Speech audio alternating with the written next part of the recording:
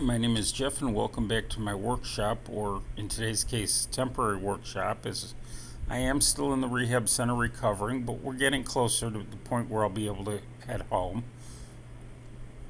So this is where we left off with the Walthers F7A&B set. Details are on, it's ready for painting. I took them out outside and put the first coat. This is a Vallejo spray paint. It's desert yellow.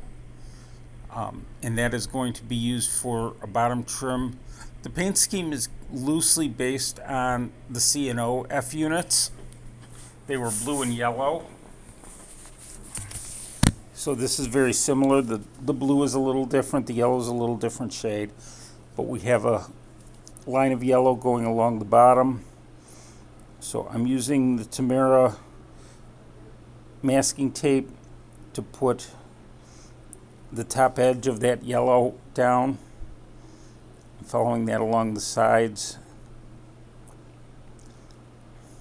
And you want to make sure you work it in around those details so you don't get bleed through paint when you add the second color on these. And while I'm pushing it down well with my thumbnail here, I'm going to go back later and we're going to varnish it down with a toothpick. When you're using multiple pieces of tape like this, make sure you're careful in lining it up so that it's all on the same line and you have a straight line and finish when you're done. By the way, if you're enjoying this video, please make sure you give it a thumbs up. It does help with the YouTube algorithm. Also, make sure you hit subscribe so you don't miss my future videos. And I'd love to hear from you what you think of the project. Let me know if there's a technique you use that's a little different that I might try. If there's something you've heard about but you've never seen done, like me to demonstrate a technique, please let me know. If I know how to do it, I will be glad to.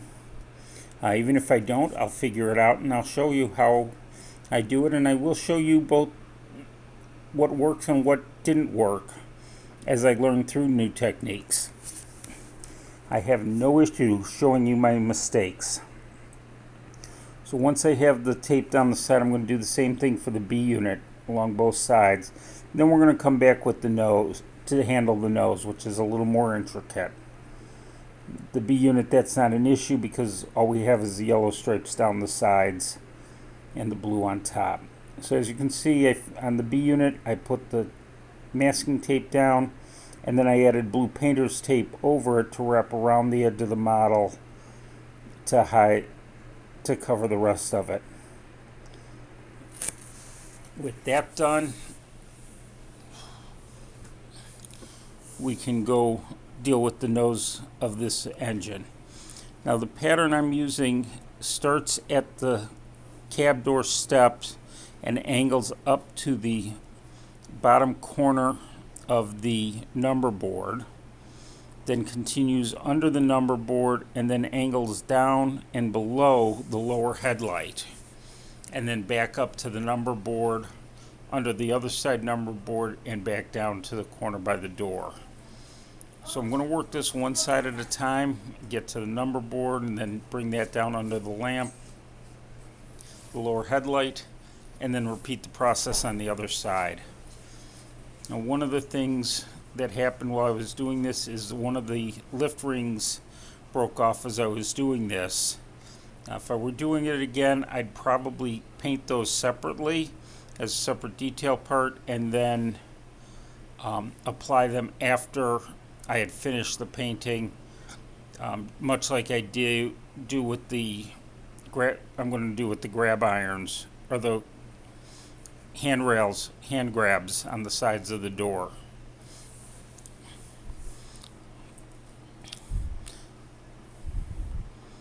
Since there's no masking involved around with the roof grabs, all the roof details I would continue to do as I did. But those nose lift rings, as I said, one of them came loose. Fortunately, I'm able to tape it down I was able to glue it back on after I finished the painting, I did do that off camera, but I did have it on after I did the painting before I put a gloss coat on for decaling. So here you can see me working under that nose lamp, and then we'll angle it up to that number board.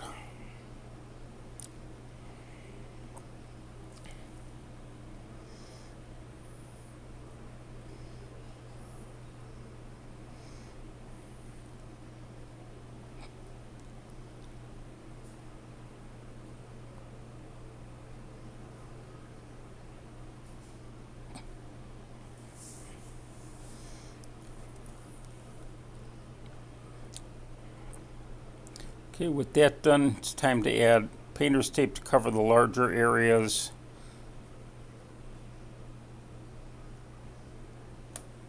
Oops, missed one spot, so I'm going to just add a little bit more of the Tamara.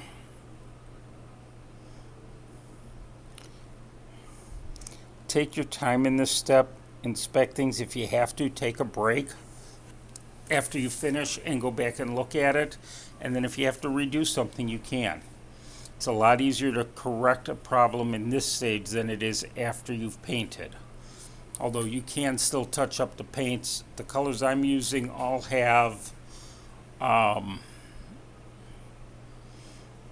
have in both the model spray paint, and I have in a bottle so that I can touch up the colors with a brush if I need to.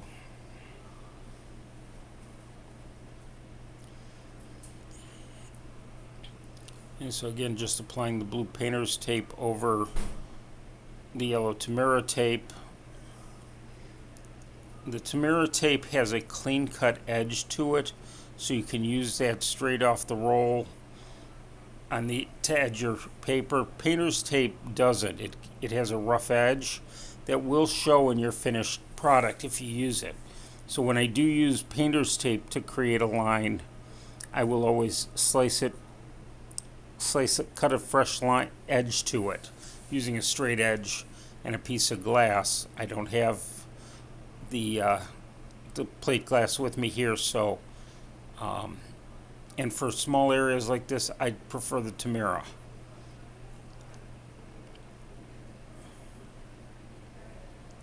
Okay, and now I'm just going to burnish all this down with a toothpick. And by the way, I am still in the rehab center where I've been working. This has really made things a little rough on me. As you can imagine, being here, I'm not able to work my day job. Any help, my family would appreciate any help any of you can give, whether it's financial support through the GoFundMe page that'll be linked in the description, or through your prayers. We appreciate it all.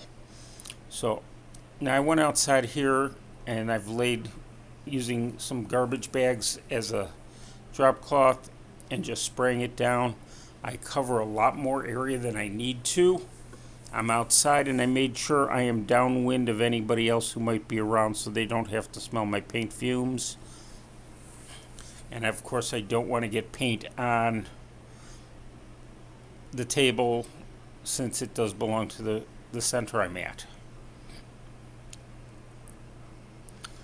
So the whole process of painting only took a few minutes, plus time we're letting things at least get dry to the touch on each model so I could remove it from my paint handle, because I foolishly only have one here. Didn't think to have my wife bring both of them to me. But the setup time prepping the tables to make sure I had good coverage took more time than the actual painting does in this case. But it's important to do that, especially if you're working outside of your normal workshop area where you have your paint booth, where you might have a paint booth or a painting area set up.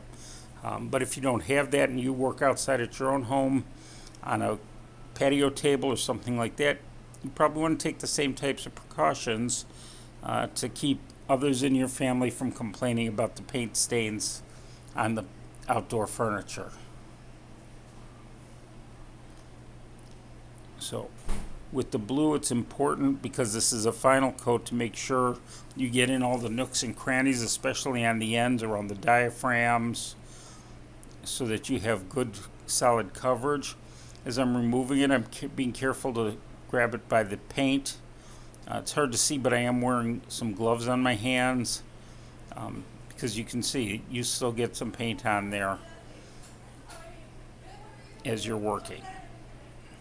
So I'm going to do the same thing with the A unit, and again making sure I get into all the nooks and crannies on the rear end of the unit and also on the nose and around the headlights and the coat. But because I put a light coat of the yellow down first and let that get at least dry to the touch, that sealed that paint, so I'll get a clean line when I remove the tape. And we'll do that in a few minutes.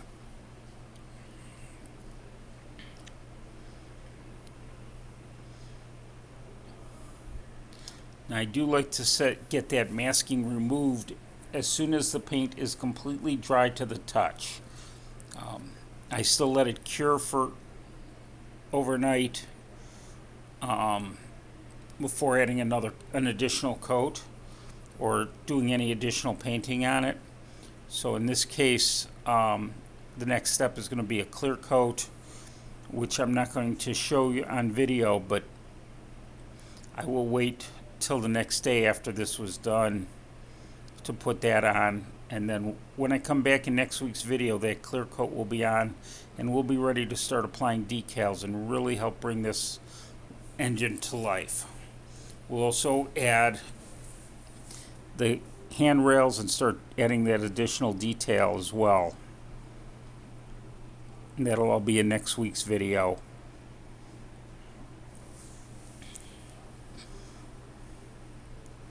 As you can see, when I'm pulling the tape off, I try and pull it back from the model at as close to a 90-degree angle or an angle away, so that I don't take any of the paint, the blue paint, off that I want to leave on there.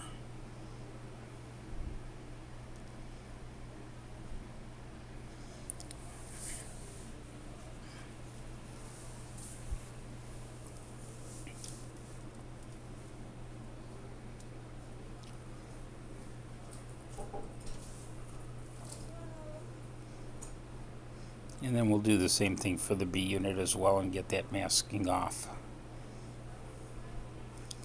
I find that by doing it once the paint is dry to the touch but before it cures, I get a much cleaner edge to it. When I wait till after it cures, I run the risk that I may pull off some of that blue coat with it. So this allows me to help get a cleaner, much cleaner line.